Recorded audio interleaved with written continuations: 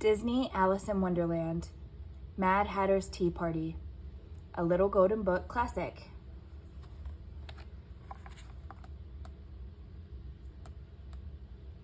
Disney Alice in Wonderland, Mad Hatter's Tea Party, retold by Jane Werner.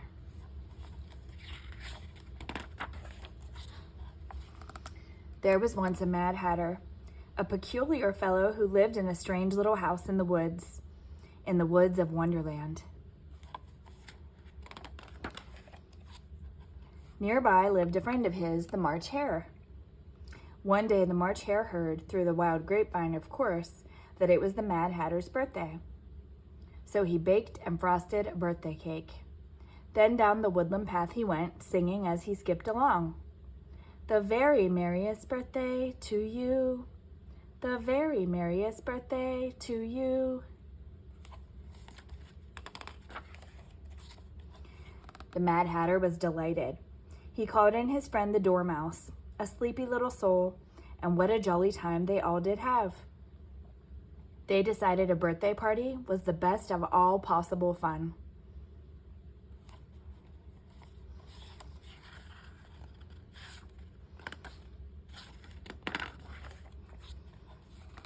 The next day, the Mad Hatter kept thinking of that party and of the jolly songs they sang. He did wish they could have another party. The March Hare was thinking about it too. How he longed for another piece of birthday cake. And the sleepy Dormouse wished for another cup of tea. But it was nobody's birthday that day. The Mad Hatter had just had his, the March Hare's was months and months away, and the Dormouse had been so sleepy when his mother told him about his birthday that he couldn't remember it at all. Oh me, sighed the March Hare. Nothing but unbirthdays as far as I can see. It really isn't fair. Only one birthday a year and 364 unbirthdays. 364 unbirthdays, cried the Mad Hatter. Well, fine. Splendid. Let's celebrate those.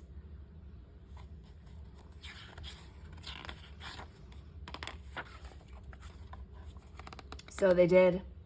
Every day they had an unbirthday party.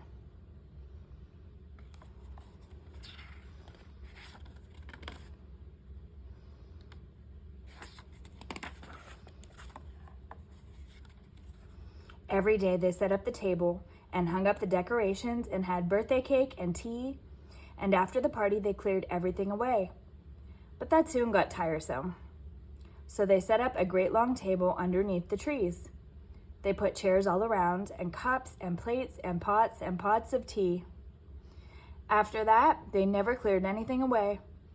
Whenever things got messy, as things at a party will, the Mad Hatter would call out, move down, and the March Hare would call out, clean cups, and away they would move to new places at the table.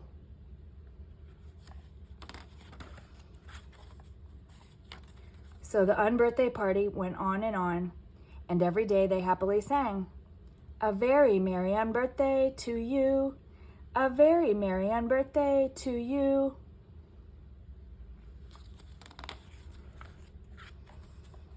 All that moving got to be too much for the sleepy Dormouse.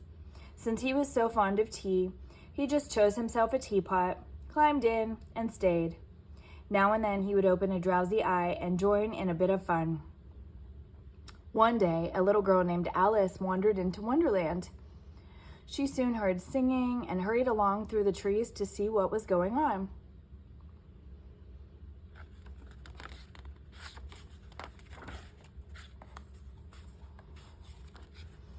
In through the Mad Hatter's gate she stepped. Alice saw the colored lanterns hanging from the trees and the cakes upon the table, and she heard the jolly song.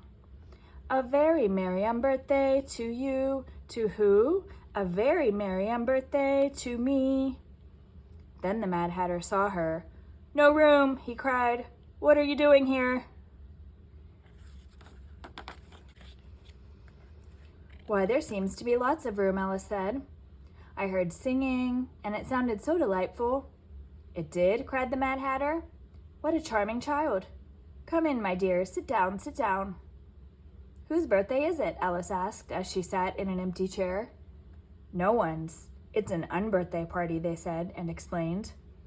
Why, then it's my unbirthday too, Alice said. A very merry unbirthday to you, sang the Mad Hatter and the March Hare. Won't you have some tea? They asked. Yes, thank you, Alice said. Just a half cup, please. The Mad Hatter snatched up a carving knife and he cut a cup in two. My, said Alice, I wish Dinah were here to see this. And who is Dinah? The March Hare asked. Dinah is my cat, Alice said.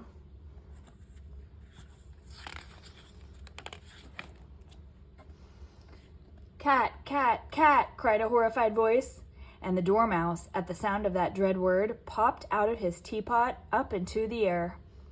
Then, before Alice even sipped her tea, the March Hare pushed her and cried out, move down, clean cups, clean cups.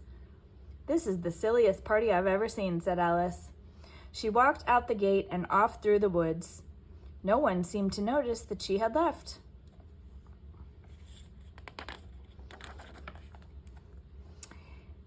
There they are to this very day, singing and drinking cups of unbirthday tea. If you should wander through Wonderland, perhaps you will find a little house in the woods and hear voices singing loud and free. A very merry unbirthday to you. To who? A very merry unbirthday to me.